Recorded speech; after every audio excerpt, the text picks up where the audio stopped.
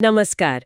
आज हम फोर्ब्स की 2025 की जो लिस्ट है ना, दुनिया के सबसे ज्यादा कमाने वाले एथलीट्स की, उस पर थोड़ी बात कर रहे हैं। हमारे पास कुछ दस्तावेज हैं, उसी लिस्ट के अंश हैं, और हम कोशिश करेंगे कि इसमें से जो खास बातें हैं, जो दिलचस्प आंकड़े हैं, वो निकालें। बिल्कुल।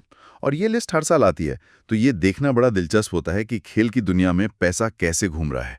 और इस साल के नंबर्स तो सच में आंखें खोलने वाले हैं। हाँ, आंखें खोलने वाले से मेरा मतलब है, जरा सोचिए, टॉप 50 एथलीट, इन्होंने मिलकर कमाए हैं लगभग $3.99 बिलियन।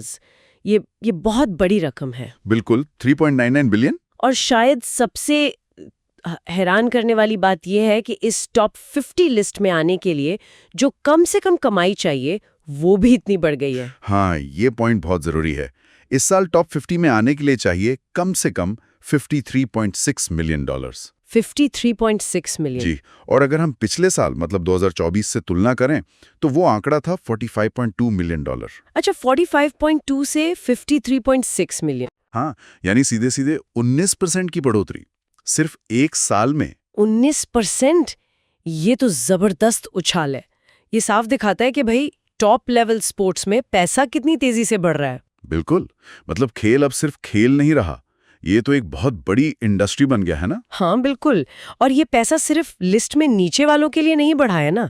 टॉप 10 का क्या हाल है? हाँ, टॉप 10 की बात करें तो उनकी कुल कमाई है $1.38 बिलियन। सोचिए, सिर्फ 10 लोग और इतनी कमाई। 1.38 बिलियन। और इसमें एक और चीज जो मुझे दिलचस्प लगी, वो ये कि इस साल पहली बार ऐसा हुआ है कि टॉप 10 में जितने भी एथलीट हैं, सबने $100 मिलियन से ज्यादा कमाए हैं। सही कहा, ये पहली बार है।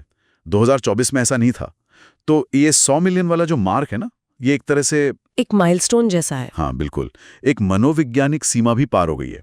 ये दिखाता है कि इंडिविजुअल एथलीट्स की कमाई किस लेवल पर पहुंच गई है। और लिस्ट में जो पहले नंबर पर है, उनकी कमाई तो रिकॉर्ड तोड़ है, $275 मिलियन। जी हाँ, $275 मिलियन। ये भी अपने आप में एक रिकॉर्ड है। ये सब सुन के दिमाग घूम जाता है, 275 मिलियन। लेकिन एक सवाल मन में आता है, ये इतना पैसा ये आ कहाँ से रहा है? क्या ये सब सिर्फ मैदान पर खेलने का पैसा है? ये बहुत अच्छा सवाल है। और जो हमारे पास आंकड़े हैं, मतलब स्रोत के जो अंश हैं, उनसे ये पता चलता है कि टॉप 50 की जो कुल कमाई है, उसमें से करीब $990 मिलियन तो मैदान पर खेलने से आए। अच्छा, 990 मिलियन? हाँ, लेकिन उससे कहीं ज्यादा, लगभग $1.4 बिलियन वो मैदान के बाहर की एक्टिविटीज से आए। ओह, मतलब एंडोर्समेंट्स, विज्ञापन, शायद उनके अपने ब्रांड्स वगैरह, तो मैदान के बाहर की कमाई ज्यादा है। हाँ, अच्छी खासी ज्यादा। और ये ट्रेंड पिछले कुछ सालों से हम देख रहे हैं, और अब तो ये और भी मजबूत हो गया है। तो इसका मतलब है कि एक एथलीट की जो ब्रांड वैल्यू है, वो बहुत ज्यादा जरूरी हो गई है। बिल्कुल, उनकी पहचान, उनकी सोशल मीडिया प्रेजेंस, उनकी पॉपुलैरिटी, ये सब चीजें अब कमाई का बहुत बड़ा जरिया बन चुकी हैं। खेल का टैलेंट तो चाहिए ही, लेकिन अब एथलीट एक तरह से सेलिब्रिटी भी है, एक ब्रांड भी है। ये दिलचस्प है कि मैदान के बाहर की कमाई ज्यादा जरूरी हो गई है। अच्छा, वो टॉप 3 के आंकड़े क्या थे? पहले नंबर पर तो 275 मिलियन हो गए। हाँ, और दूसरे नंबर पर जो एथलीट है, उनकी कमाई बताई गई है $156 मिलियन। 156 मिलियन। और तीसरे नंबर वाले की $146 मिलियन। यहाँ ये ध्यान रखना जरूरी है कि हमारे पास जो जानकारी है, उसमें इन एथलीट्स के नाम या वो कौन सा खेल खेलते हैं, ये नहीं बताया गया है। ठीक है, समझा।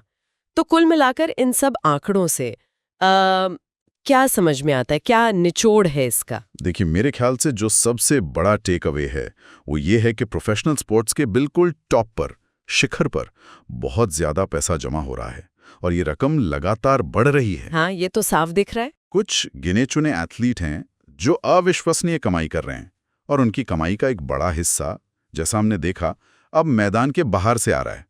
ये एथलीट ब्रांडिंग की बढ़ती ताकत को दिखाता है। ये आंकड़े वाकई हमें सोचने पर मजबूर करते हैं। एक तो ये कि खेल की दुनिया में इतना पैसा आ कहाँ से रहा है?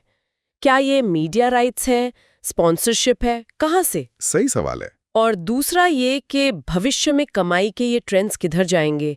क्या ये जो टॉप एथलीट और बाकी एथलीट्स के बीच का फासला है, ये और बढ़ेगा? ये कुछ ऐसे सवाल हैं जिन पर आगे सोचा जा सकता है। बिल्कुल, इन पर जरूर गौर करना चाहिए।